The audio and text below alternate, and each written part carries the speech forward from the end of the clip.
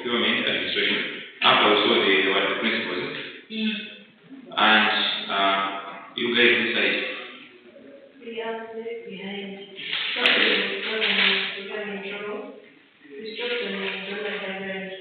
We stopped on guidelines.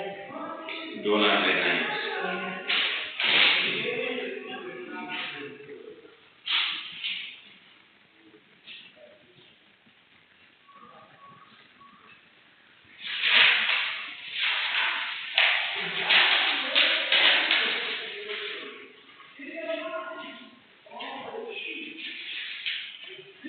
So, and for you, the principles we covered, wasn't it?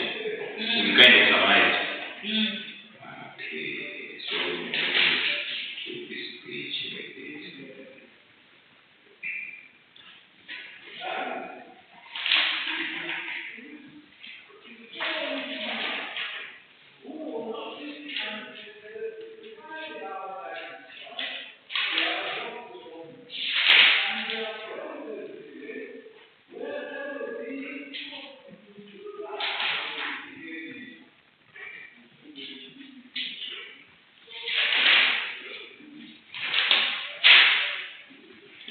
So we cannot go back to those other sources that we saw in the Constitution, the Act of 2017, the Act of 20, so forth.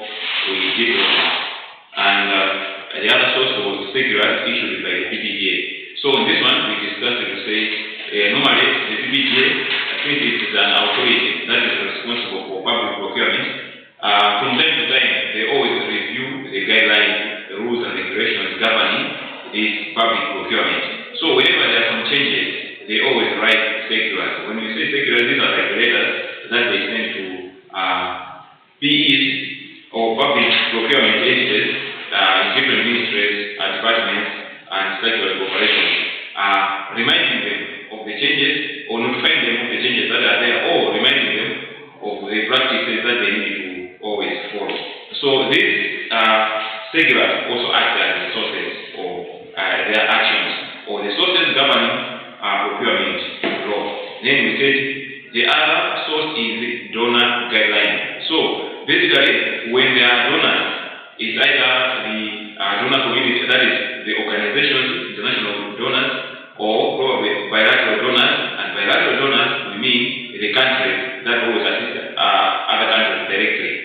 These people at times they have their own requirements and guidelines. So they always provide those guidelines. They say, okay, you see, we are your donors, and if we are to continue this project, whenever you want to procure, you have to follow this guideline, this one, and that one. So you find that when the procurement entities are exercising their duties, at times in that situation, they follow the guidelines as per the requirements of the donors, either donor organizations or donor countries. So donor guidelines is also considered as a source of this law governing procurement.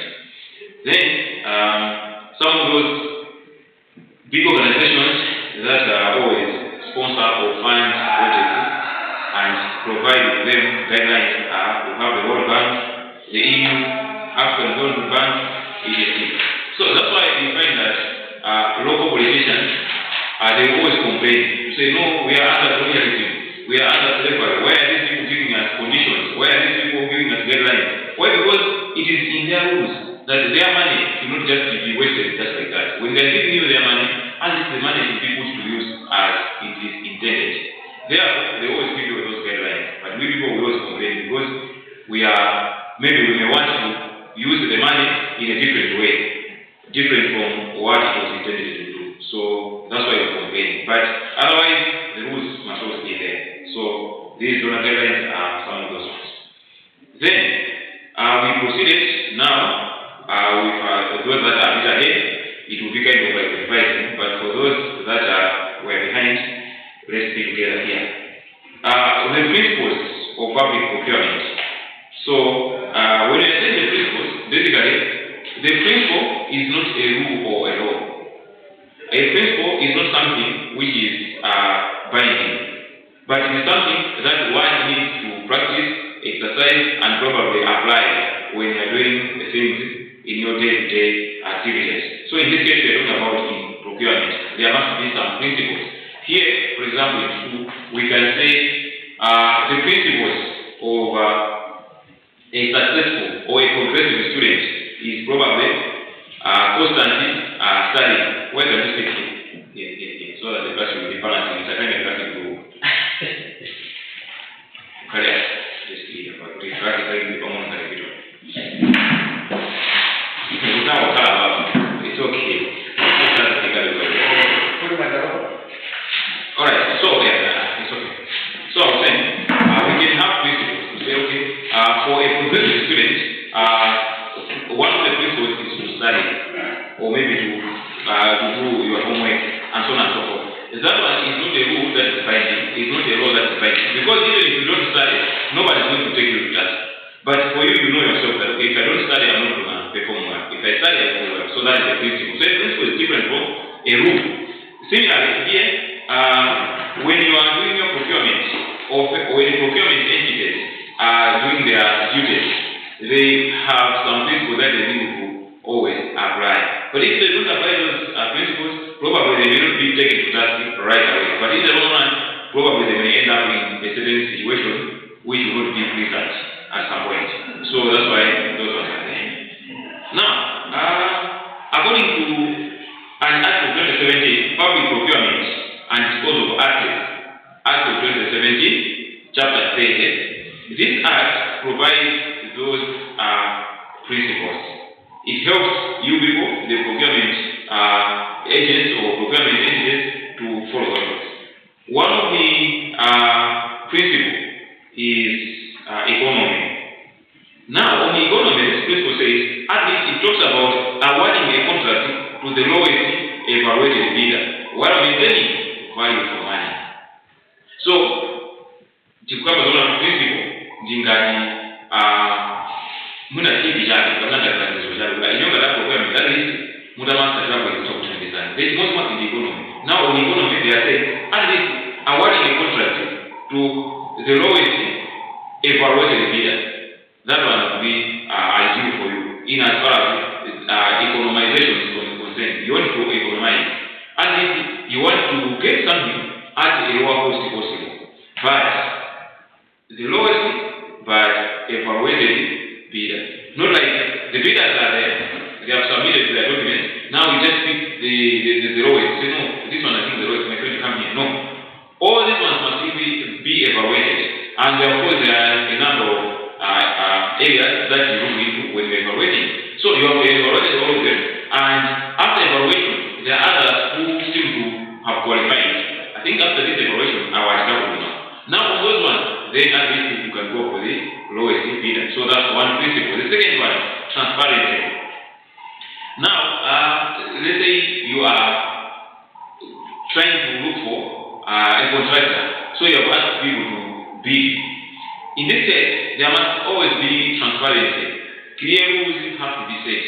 So whoever is competing, whoever wants to participate in whatever is happening there, must always be clear of the rules that are there.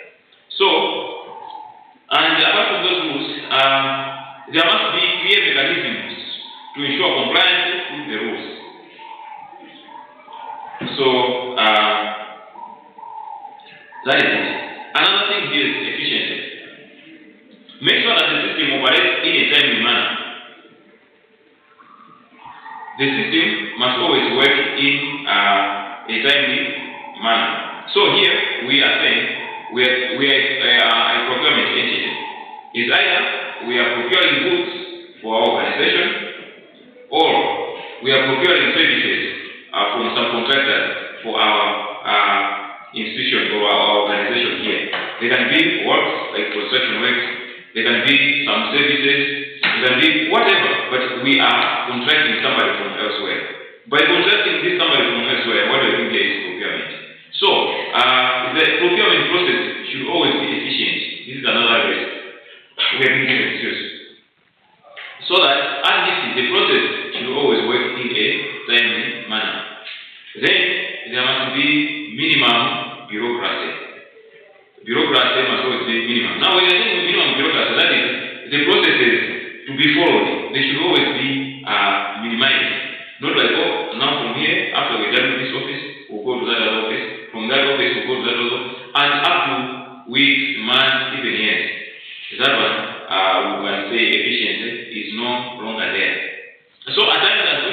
in public procurement, the problem is the bureaucrats are there, the politicians are there. So these ones, when they are together,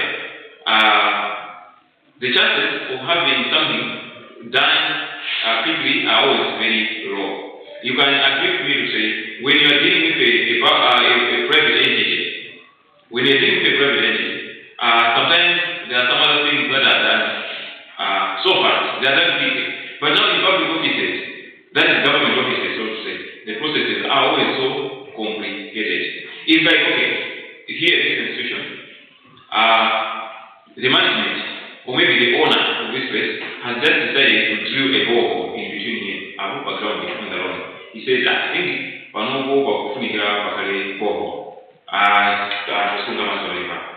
the next, once he agreed, and probably he has made the compliance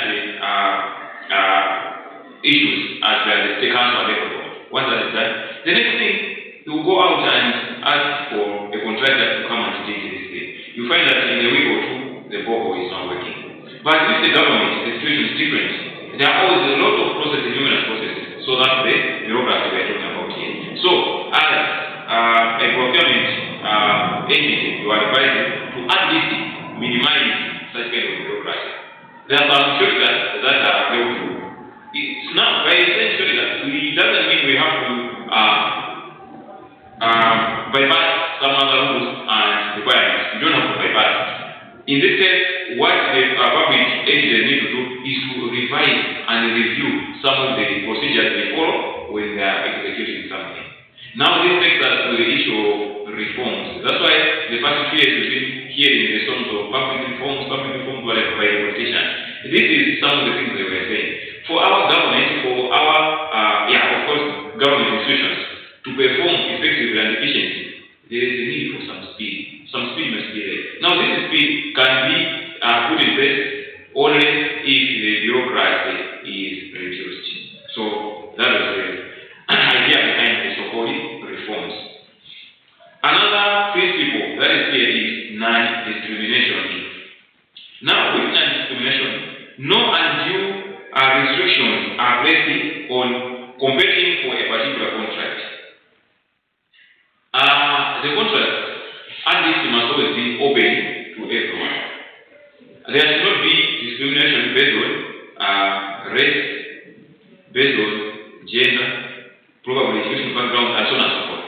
At least, they should be open to everyone. But by saying open to everyone, there are also some rules and regulations that must be followed. Terms and conditions that must be followed. What are some of those?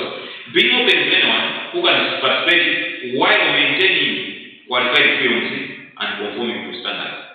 So, be open to anyone, but at least the films that are being engaged or the organizations that are being engaged in the contract, for example, that you want to give out, must be those that are qualified, and of course, are those that can conform to the standards.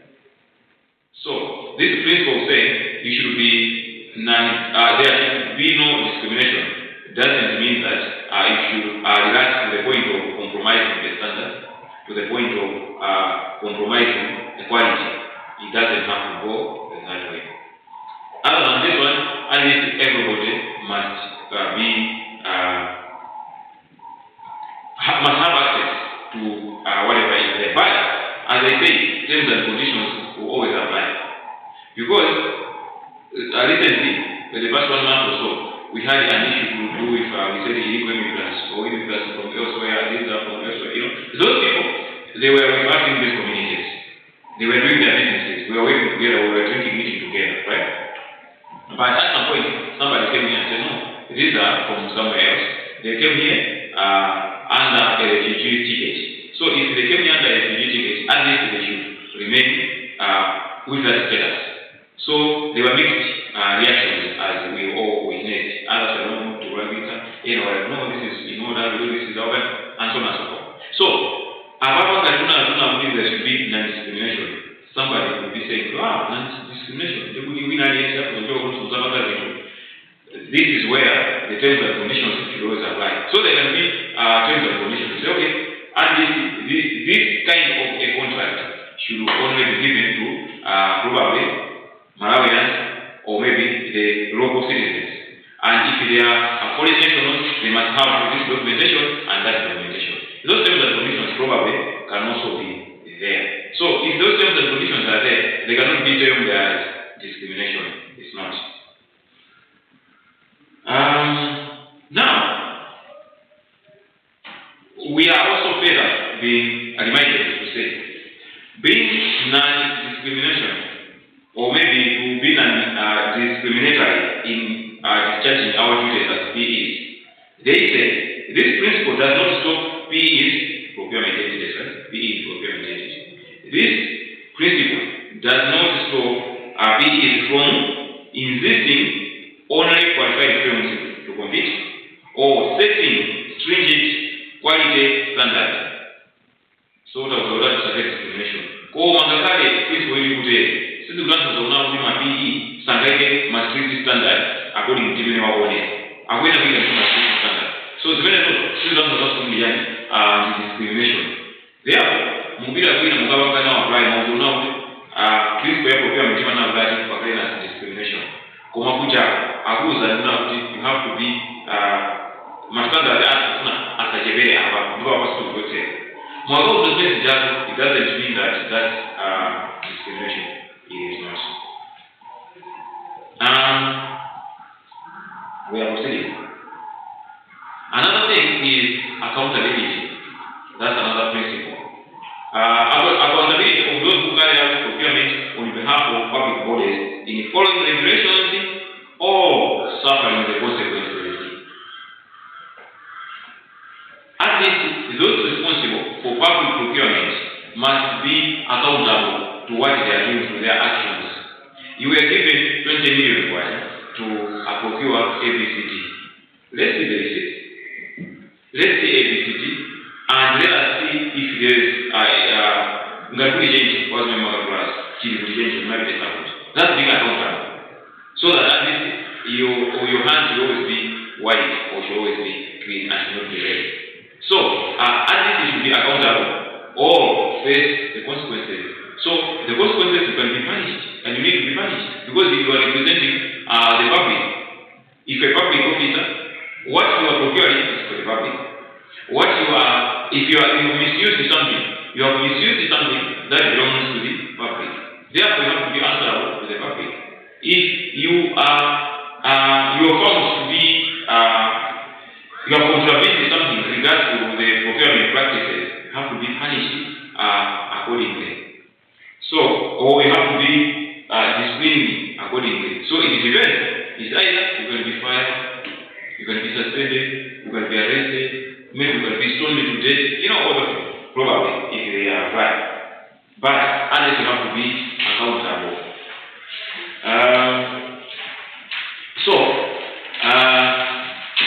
There must be, as we are saying, accountability, economy is there, efficiency, transparency must always be there, and of course, fairness that is encouraging to discrimination. And of course, reliability is also a principle. Reliability is also a principle. Alright, so we are proceeding, and probably those of you who are a bit ahead, this is where we stopped. Now we are proceeding. Now, principles of disposal of assets. Principles of disposal of assets. Now, disposal of assets. Here is a public entity, a parastatal, a government department, or probably a ministry, or an agency. There can be assets that need to be disposed of for one reason or the other.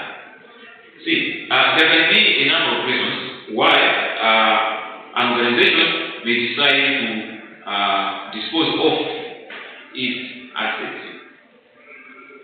Would you get that? What are some of those scenarios or the reasons you think can compel an organization to dispose of some of these assets.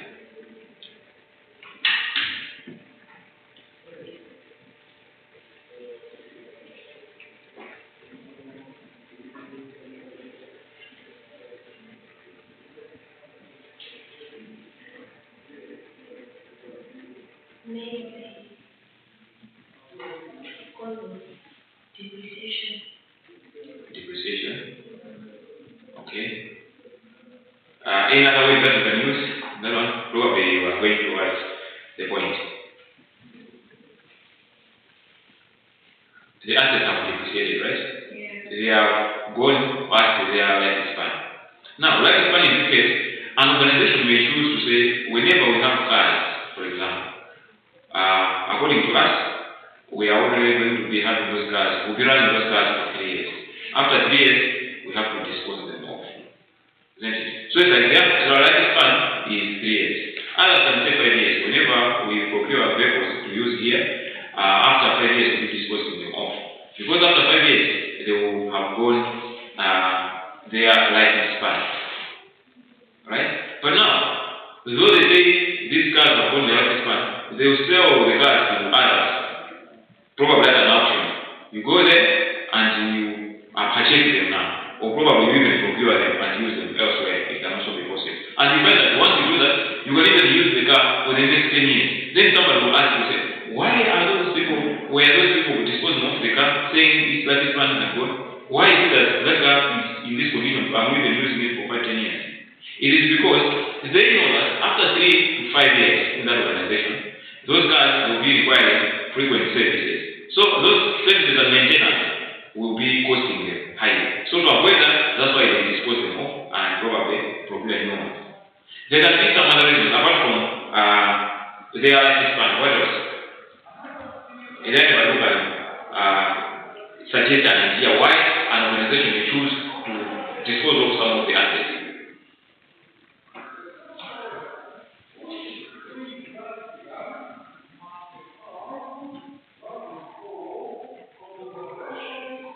Suppose this organization here, I'm trying to give you a clue. This organization here, we have a computer lab there, down here. So let's say that room is full of computers. They were procured in probably the year 2000 or 2005. So it is running, actually they are running, and you students are using those ones. But now this year, the management has decided to dispose of those computers. But they are running, okay. What do you think will be the reason?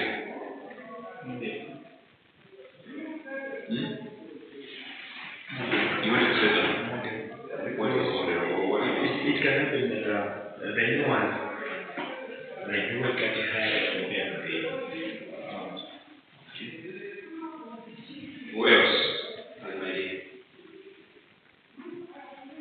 Change in technology. Change of technology. Okay. Technology changes. Alright, so probably it's just one point, your point and this point. I think probably you are qualifying this point. Here is, you may decide, an organization may decide to upgrade its operations, or maybe due to changes in technology. So you may want to upgrade probably your machinery or the assets that you have been using, because they are now a bit updated and are not matching with the current trend. So you are saying, no, we are not catching up with the speed of how things are done on the market or in this industry. So let us upgrade. So you may choose to dispose of those ones and procure new ones that will be matching with the trend as they are. So those are some of the reasons. And there can be another reason where an organization may decide to dispose of its assets. It's a parent organization in Bristol. Now, they say we are now disposing of all the desks and the chairs and the tables. In fact, including the whiteboards.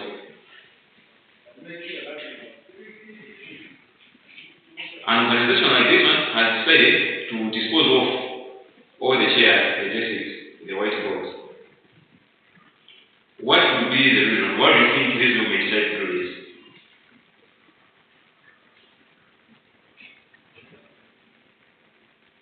Are they winding up the business?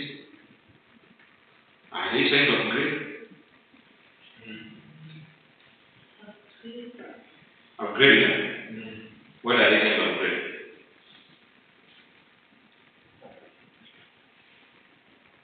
Are they upgrading the business?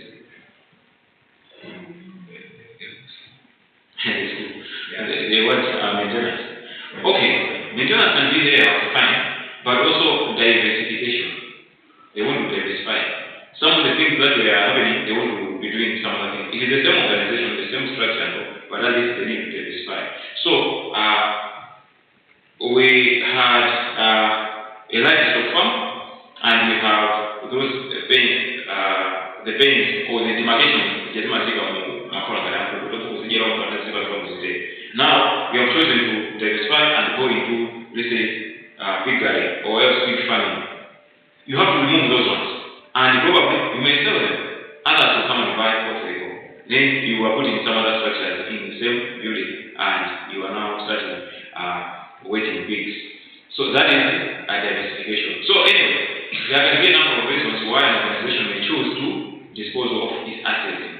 So in this case, we are more concerned with public entities. So in the public entities, whenever you want to dispose of the assets, there are principles that need to be followed when doing this. Yes, the principles are there just as we saw in the procurement. In the procurement processes, we saw the principles. Here also, the principles must be there. One, all disposal proceedings should be conducted in a manner which promotes transparency, accountability, and fairness. All disposal proceedings shall be conducted in a manner which promotes transparency, accountability, and fairness. Now,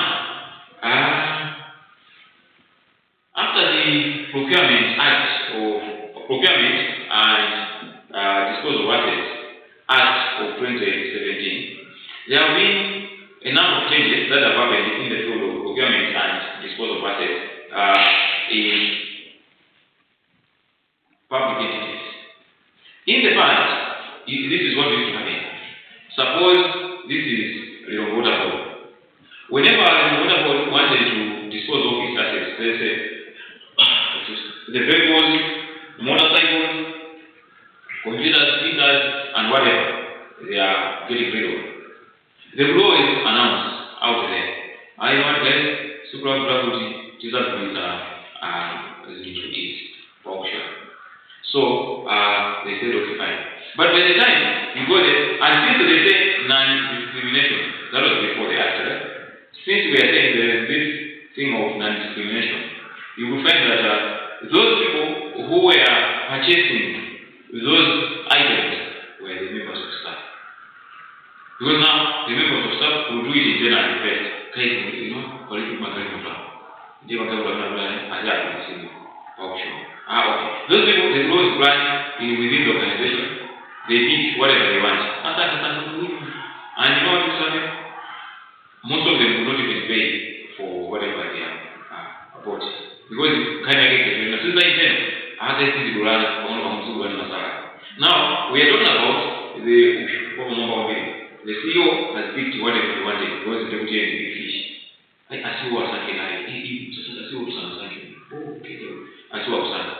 Now, you find that Absanta, girl, you know, and it takes a young number I need a deep raise. Winner.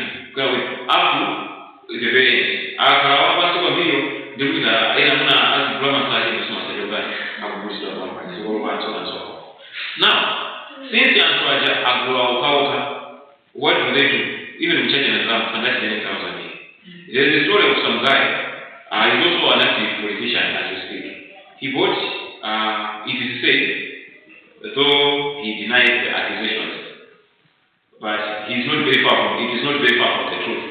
People say he bought a Toyota Bravo, those big ones. Those who were direct, they say he bought it at 250,000. Alright? So he denied it. He says, no, I bought it at 2.5 million. But two more. Think about it. Can you buy it at 2.5 million? Where? On it. Even the one that has stayed in this world for 20 years, you cannot buy that amount. But this guy bought it. So that's what happens in public procurement, and that was before this act. So when this act came into practice, many things are changed. The people at the center of this disposal of assets are the PPGA. The PPGA, they now take a major role in as far as this disposal is concerned. Why do they do this? They do this to encourage transparency, accountability, and fairness. So many people, you've heard that there is a sale of such items. Even if you are not a member of staff there, at least you have a chance of participating and at least purchase something.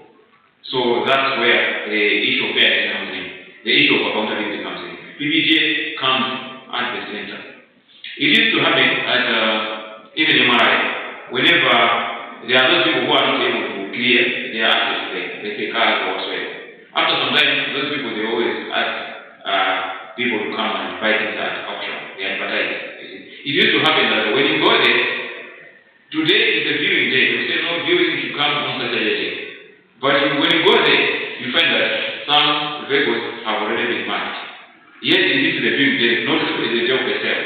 By the time you're coming the day of the sale, you find that those items you were thinking of, let's say, purchasing, they are already taken. No, this one is already, this was already taken also. So it's like the rest of you, they leave you the scraps or the useless things. The useful ones, the better ones, they have already been picked by those in authorities. So the coming in of PPGA at least is there to improve these situations. Of course, we cannot say there is total fairness, but at least fairness. You know why? Because in organizations, the PEs, the procurement entities, are the ones who work hand in hand with the PPGA guys. So let's say here, we are planning to dispose of some assets. It is the PE of this organization that is going to facilitate everything. It's the one that is going to recommend whatever is supposed to be done. And this will be working hand in hand and not PPGA. So even those people at PPGA, now they are becoming corrupt in one way or the other. They connive with these PEs in this organization. So that at least the whole process should go towards a certain direction in favor of them. So the issues of accountability, fairness, and transparency, yes, they are there, and they have seen an improvement with the coming of PPGA, but of course, the malpractices are still there that cannot go completely. That's why there's this song that people will sing, like this one, these people who came here. Means they say, you guys, please try to practice what? Honesty. How to be honest, at least. You see? Anyway, so all disposal proceedings shall be conducted in a manner that promotes these things we have mentioned, transparency, accountability, and fairness. Secondly, all disposal proceedings shall be conducted in a manner that maximizes competition and achieve value for money. Competition will always be there, and of course, value for money. A bidder shall not be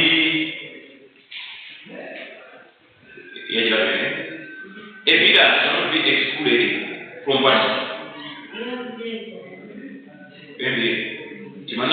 All disposal proceedings shall be conducted in a manner which promotes transparency, accountability, and fairness.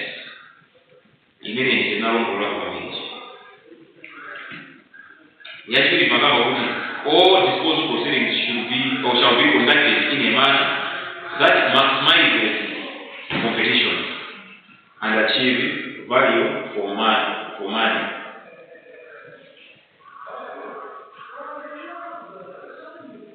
We proceed. A bidder shall not be excluded from participating in disposal on the basis of nationality, race, religion, gender, or any other criterion not related to qualification, except to the extent provided for in this Act. This is Act of 2017, right? So, our manager, fairness, non-discrimination, about to apply. Coma. there must be terms and conditions. Moi tant, of course, just as we talk now, assuming the procurement, command the one of the items that are in the land amendment law.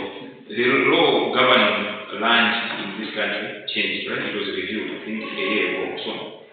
So, according to that law, they say foreigners are not entitled to buy land, unless there are some conditions for that are there. But basically, the priority to buy land here in this country must always be given to you. So, by saying so, that is not discrimination. That's not discrimination. So, similarly here, why do they say a village shall not be excluded from participating on the basis of nationality, race, religion, gender, and so forth? Fine and good, but there are also terms and conditions that may be provided. So, but if you are foreigner, at least you should be ABCD. Others will say, maybe, if you are a foreigner, you might have stayed in this country probably for 5 years or more than that, so you are qualified to do this. Maybe. Otherwise, discrimination must always be there. Another principle here: procurement or procuring and disposing entity shall in all disposal proceedings choose appropriate procedures and cause the disposal of assets to be carried out diligently and efficiently.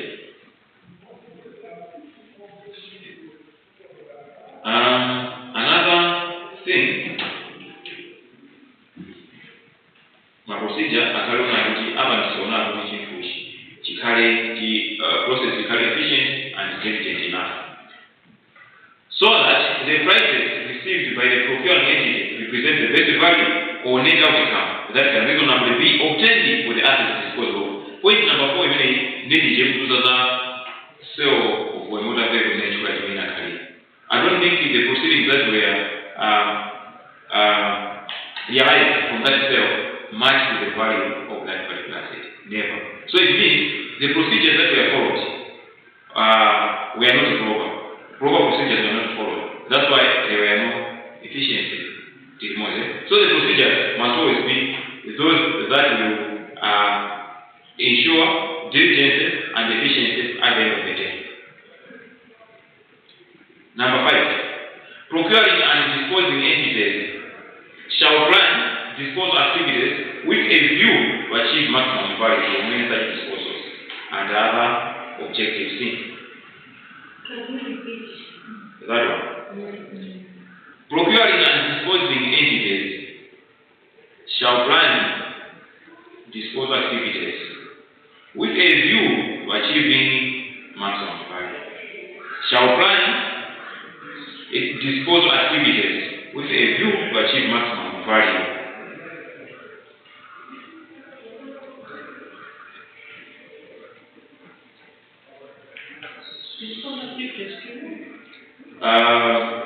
With a view to achieving maximum value.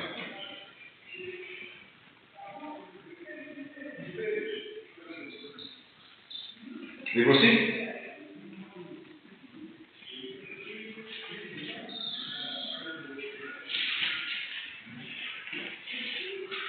A procuring and disposing entity shall take due care of all assets in a market for disposal.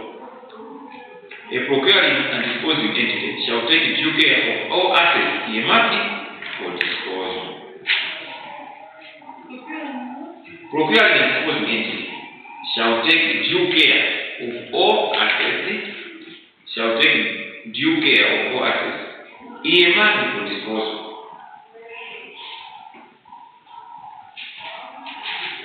Until such time the actual disposal is concluded as prescribed. Okay, what they're saying is, you are a procuring entity in this institution. Now you're being instructed to dispose of some of the assets. You have to earmark them. Kabena kwa itamani, okay, taasisi zote hizi za kulipa tarehe. Unapokuta za kulipa Oktoba. Kabena hizi za kulipa September. You have to earmark them. Hiyo za kulipa. And those ones, the current now that's not good, they're being reserved for sale. Not with the relationship. Because they would value by the time it's not going to be returning to the value is not going to yes. Therefore, you have to imagine these ones to be disposed of.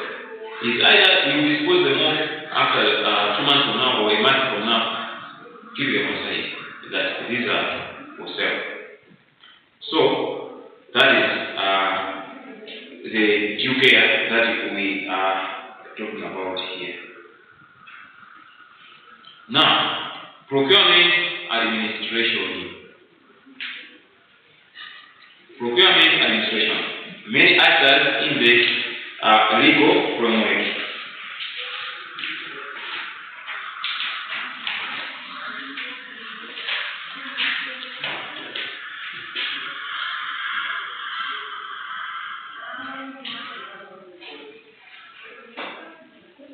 Now, one of those main actors in the procurement administration or the legal framework, one of the those ones is the PPGA. Now, PPGA is Public Procurement and Disposal of Assets Authority. PPGA.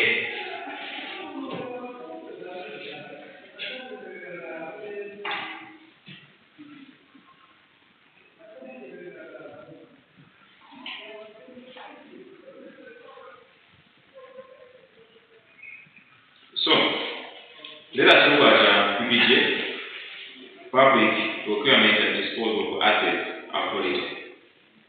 This one is a state agency,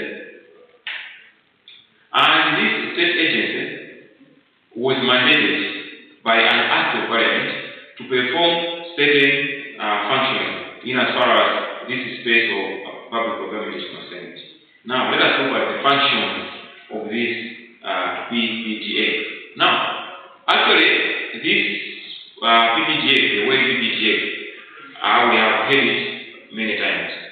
In fact, even last time, when those guys from elsewhere came in here, Institute, those ones, they mentioned this word PPGA several times. So, having said this, what do you people think are some of the functions of PPGA? You can think don't be too technical, no, all those explanations. When you hear PPGA, when you see the word PPGA, public procurement, what are some of their functions?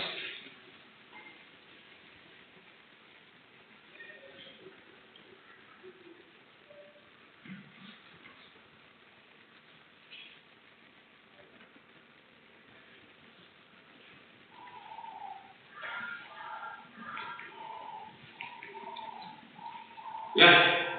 Chile, stop let's talk gentlemen and ladies. Ladies and the gentlemen. What are some of the functions?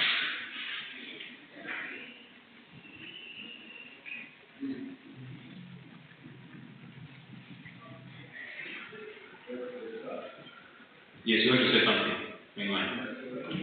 Yeah, I'm thinking of something very talking. Don't doubt just maybe to access all procurement processes. to access or procurement. Public. Yeah. How they are being collected.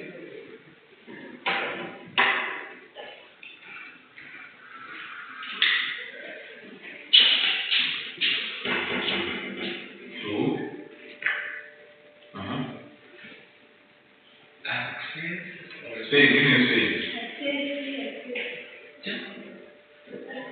Let him finish. You will not get this one, but they tell you about that first. Access or Give me three. or access. Yeah. Access.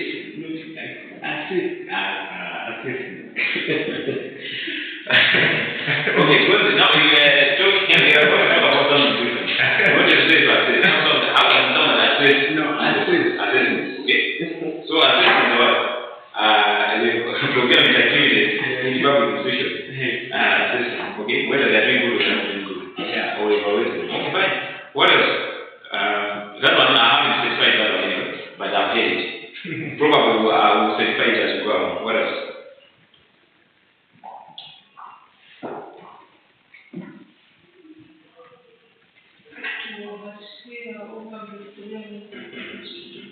To oversee oversee all the public procurement processes or activities. That's what I'm saying. To oversee. Okay. What else? Others, I think these two, that's what they are thinking. And my dear friends, for you, anybody with an idea also?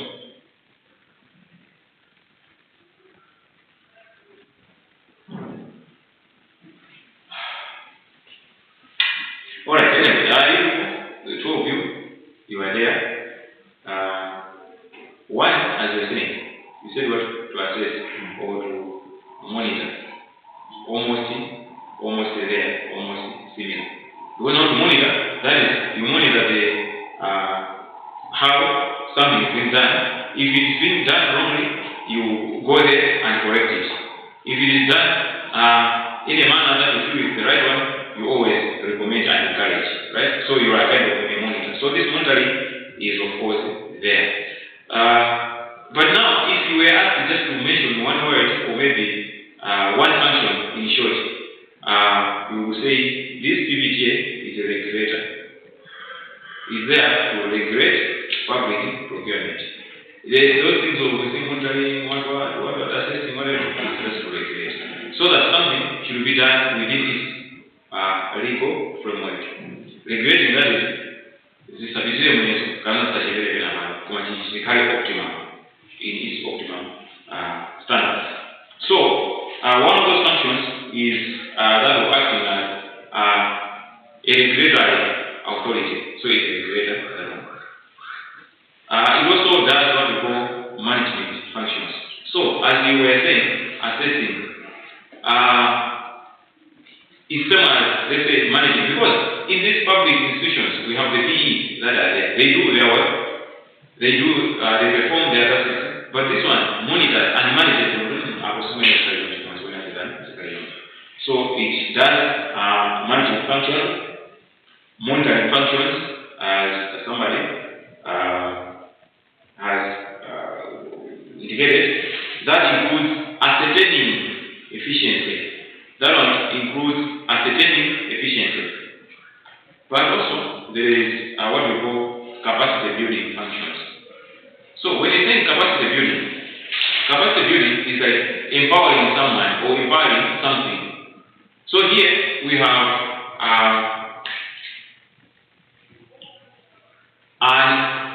what we call a PE.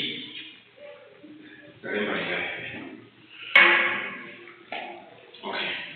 When you think about the building, that is to say, to capacitate somebody or capacitate some agency or organization or etc., giving it more power and energy and ability to do something. So if I'm saying, what I'm doing here is capacity building, it's like I'm empowering you people. I'm equipping you with ways of achieving something. That's capacity building. So in this case, the PPGA also acts as a capacity builder to the PEs in various institutions or public entities, reminding them from time to time, providing training to them from time to time. These circulars that we are talking about, those are some of the things that empower these PEs or that strengthen these PEs, giving them the capacity to discharge their duties efficiently and effectively. They are empowered by the PPGA. They are given more strength by the PPGA. They are filled by the PPGA. So that's another function of this one. So of course we have seen ascertaining efficiency and compliance. That's the one monitoring and assessing. And of course there was one way that was used by the body.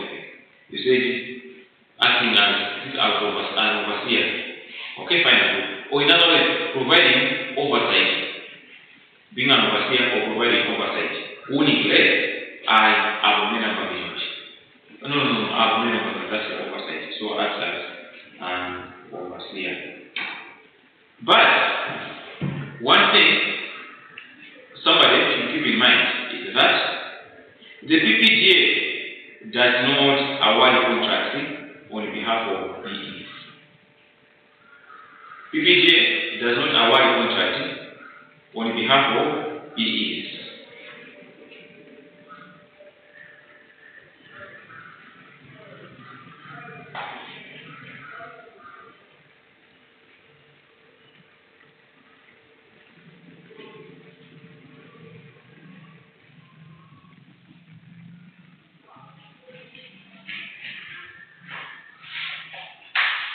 So, if they say, this one is it provides oversight, it does this and that. But now we have been told here that this agency, this authority, does not award contracts on behalf of PEs. Then what does it do? It provides guidance, monitoring, oversight, and oversight. And at times it can recommend. Not recommend like, what does I think not that kind of recommendation. But probably the procedure, how you can execute something. This one can be provided by the BPGA. But the BPGA is on its own, cannot just say, I recommend that you give a contract on this one. It doesn't work that way. BPGA is not involved in individual tenders or contracts for bids, except when reviewing appeals. So there can be situations where after you competed for a tender and you haven't succeeded, then you have appealed. No, single basis. Why is it that I haven't been awarded this contract? In here I qualified, I have this. Why is it that I haven't been awarded the contract? That is an appeal, you appeal. So in that scenario, at times PPJ can be involved and to be part and a parcel of whatever proceedings are there. But other than this one, PPJ is not involved in the tender processes or contracts and so on and so forth. Do you know what I'm saying? Okay. Now, tumeona budget kama many actors in public procurement, right? The actor yamo the PPJ. The second one is the PEs or procurement entities. These are the second actors. Now, the PEs, they are responsible for their own procurement decisions.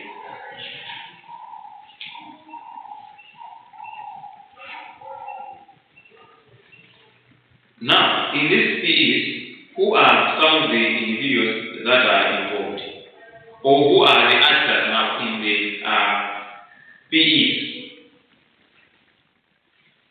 Organizations that remain tilindika kuungana kamena katibu ngena kage kamena katimani ngena kage kamena kale responsible for procurement. Now, very much can procurement officer, can procurement manager, and so on and so forth. This is the PE we are talking about here. So, many people, part of what we are talking about engineer, kama kwenda makaunda tena mamoja bora. Kwa bali kama chile ali kubraza, kwa kundi sanga expose the manage.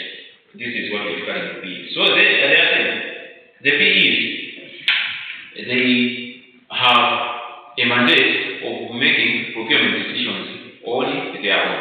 Either they know what is supposed to be done or what is not supposed to be done. So at times they may ask for guidance from PPGA, but to a great extent, these people, they can make those decisions on their own. Now, in a procurement entity, who are some of the individuals that are involved? Who are some of the actors that are involved? That's what we are trying to see.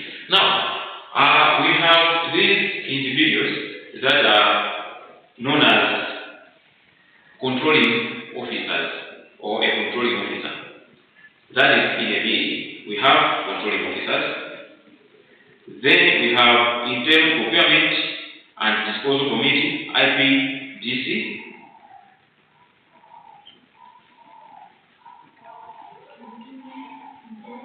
Internal procurement and disposal committee.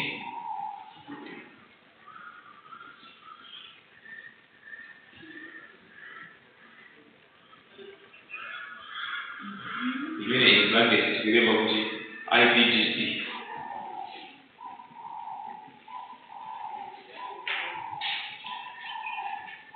Now, we have what we call specialized procurement unit. Specialized procurement unit.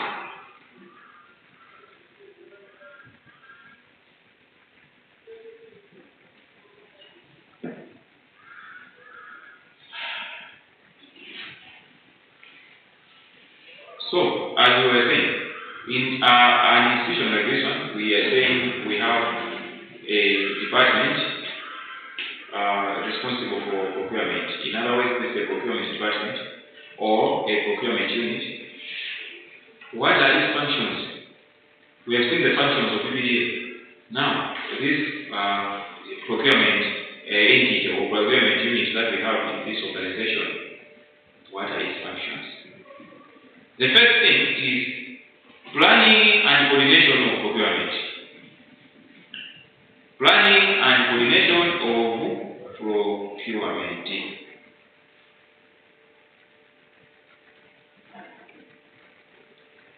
Then we have preparation of bidding documents. Preparation of bidding documents.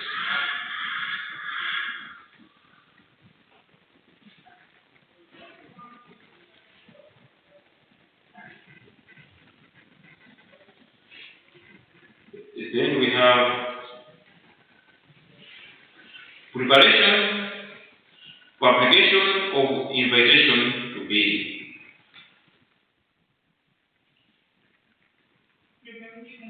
Preparation and publication of invitation to bid.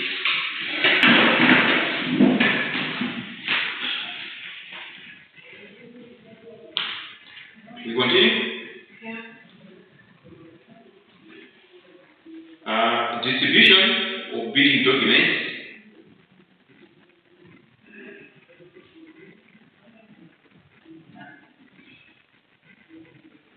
Reception and safeguarding of bids.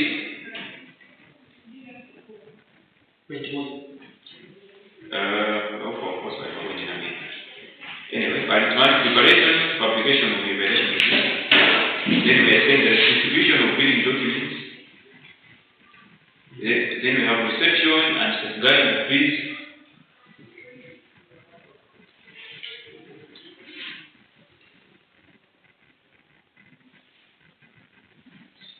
Then, act as a secretariat or provide secretariat services for the IPGC.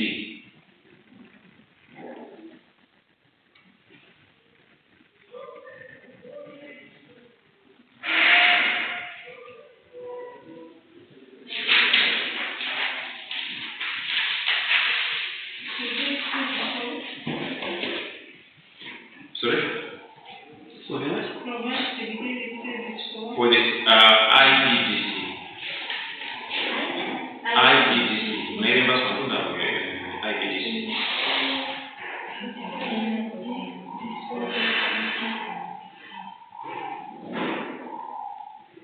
Then there is another function here. We are calling it administration and implementation of contracts.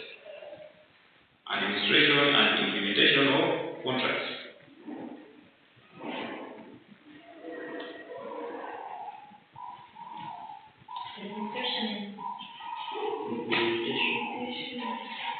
Of contracts.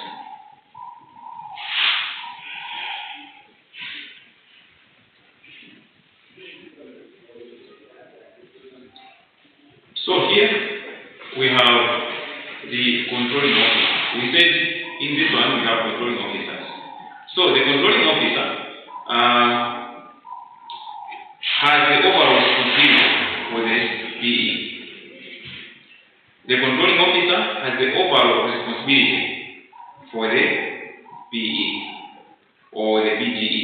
PE or PGE, you can use it interchangeably because a procurement entity or procurement and disposal entity is the same. So don't get confused when you write a PE or PGE.